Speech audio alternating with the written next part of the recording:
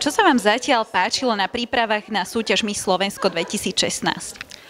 Mne sa najviac páčil prístup. Určite ľudia sa o nás starajú ako o princezné a hlavne vôľa pomôcť nám vo všetkých vlastne ťažkých situáciách. Robia všetko preto, aby sme sa nestrápnili a aby sme vystupovali čo najlepšie. Tak mne sa samozrejme páčili všetky prípravy od nácviku, chôdze až po fotenia rôznych billboardov alebo podobných vecí a samozrejme aj mediálne tréningy boli úžasné, aby sme sa teda vedeli vyjadrovať a podobné veci. Takže všetko je super. Čomu sa venujete vo svojom voľnom čase? Vo svojom voľnom čase sa venujem študujem na City University of Seattle, Business Management a po anglicky. A vo voľnom čase, keď máme teda prázdniny, cestujem ako modelka a privyrábam si. Tak ja tiež študujem na Ekonomickej univerzite v Bratislave, konkrétne medzinárodné vzťahy a diplomáciu.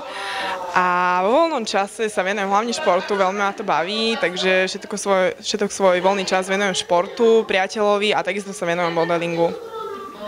Ktoré svetové jazyky ovládate? Ja ovládam iba angličtinu a slovenčinu.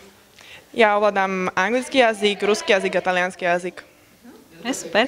Šaty, ktorého modného návrhára sa vám zapáčili dnešný večer najviac?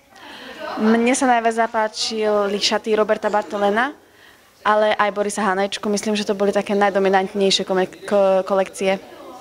Tak pre mňa bola úplne najlepšia kolekcia od Roberta Bartolena, Miška Kováčika a Borisa Hanečku. Dievčatá, obidve sa venujete modelingu. Ktoré krajiny ste navštívili?